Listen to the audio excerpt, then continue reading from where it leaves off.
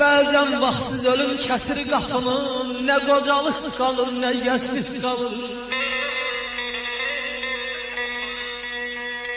Dünyadan doymuşam deyən kəs hanı, hər insan qəlbində min arzu yanır. Düşün kainatın min sirrini sən,